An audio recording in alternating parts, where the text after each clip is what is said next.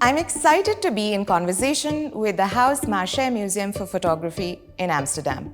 Today, we look at two works from different time periods and of different mediums that present not only arresting visual similarities, but also allow us to trace the stories and contexts of transcultural exchange behind their making. This painting from Map's collection depicts a curly-haired man howling while being bitten on the chin by a snake. Likely produced in Rajasthan between the late 18th and early 19th centuries, it can be described as enigmatic, fascinating, horrific, and comical in turn. Today, we are looking at this portrait of a woman with a snake coiled around her face, made by Dutch artist Juul Kraijer in 2013. Kraijer leaves her work untitled and open to interpretation by the viewer. This approach is enhanced by the contemplative atmosphere exuded by the photograph. The woman's expression is devoid of emotion. Her eyes are half closed, and she seems absorbed in the sensation of the snake's scales against her skin. Her concentration stretches out to us, inviting us to empathize and immerse ourselves in the photo. In contrast to the calmness exhibited by the woman in the photograph, the figure in this painting communicates a sense of agitation, both through its expression of anguish and through other formal elements. The distorted rendition of the man's face and the open mouth may remind you of Edvard Munch's famous painting, Scream, while the spiraling whorl within his mouth, open in shock or an endless silent scream, may seem as expressionist as Munch's work. The rest of this painting is very carefully and precisely detailed. Look, for instance, at the impossible ring of teeth that lend him an air of hideousness, the whorls that form his hair, or the individual outlining of each teardrop that look like tiny, sparkling jewels. On his fair skin, lines of varying thickness indicate deep wrinkles and sagging jowls. These, coupled with the deeply marked hooded eyes and the oddity of a black triangular patch on the top right, add to the man's surreal appearance. It is curious to note how the painter seemed to have almost Indianized him through not only the jewelry in his ears, but also by clothing him in a block-printed green robe rather than in European costume.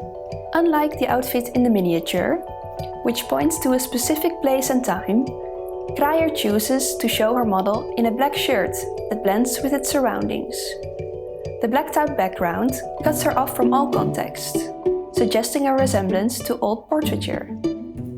Kraijer's muse bears all the classical features that we find in late medieval Dutch paintings from the likes of Jan van Eyck and Hans Memling. A high forehead, an inconspicuous hairdo, and a blank face. The lion's share of Kraijer's artistic practice comprises intricate drawings.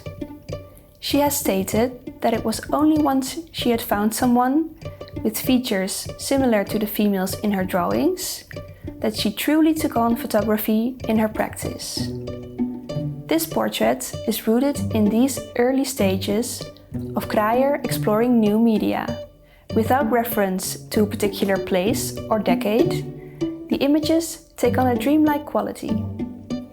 Similar to a drawing, Kraijer carefully composes her pictures to materialize her mental images, not through Photoshop, but through staging.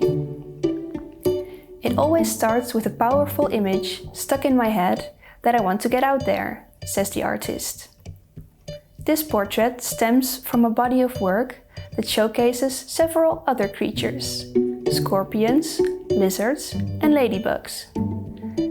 This seriality suggests that a specific interpretation of the animal might be of secondary importance to their materiality, their mysteriousness, and the mood they convey. Although earlier depictions of exotic foreigners can be found in the subcontinent, Indian paintings through the late 16th to the 19th centuries display a renewed interest in them. This was probably due to both an increasing exposure to European prints and engravings and a greater influx of European merchants, travelers, as well as political and religious emissaries at the time. Alongside historical portraits, however, were also a range of imaginary portraits, caricatures, and parodies that comprised a distinctive genre or theme of Farangi paintings. Farangi was a generic, often uncomplimentary term used to refer to Europeans, the French, Portuguese, Dutch, and English alike.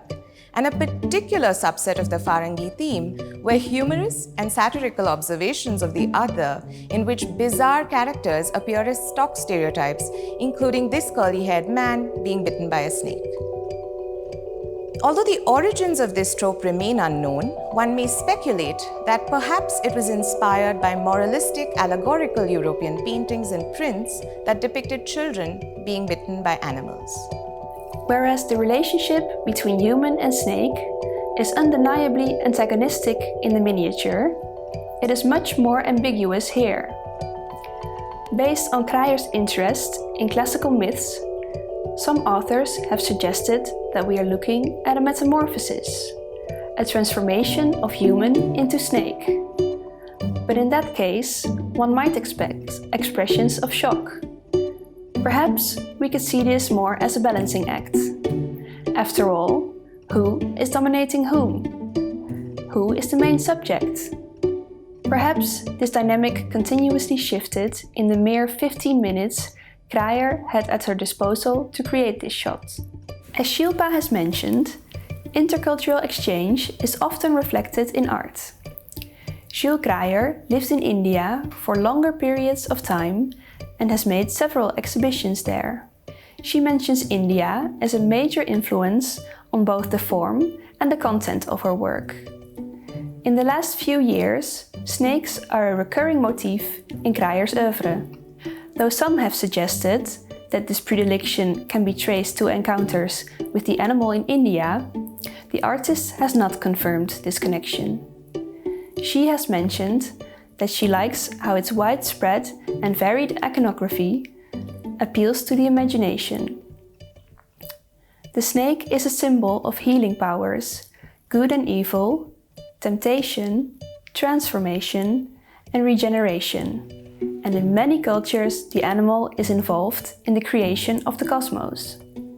Appropriately, Huis Marseille acquired this photo after the exhibition The Rediscovery of the World, in which the museum refashioned itself with a new building.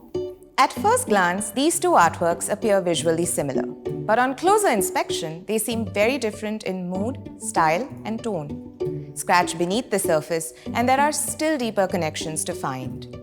We live today in a world more connected than ever, but the history of art reminds us that there has always been an exchange and osmosis between cultures and civilizations. The Indo-Dutch connection in particular has been a strong one, from Indian miniaturists copying European prints to the famous Dutch painter Rembrandt copying Mughal miniature paintings. Though centuries apart, when placed together, both works reflect the broadening of horizons and imaginations that occur when two cultures come in contact with each other.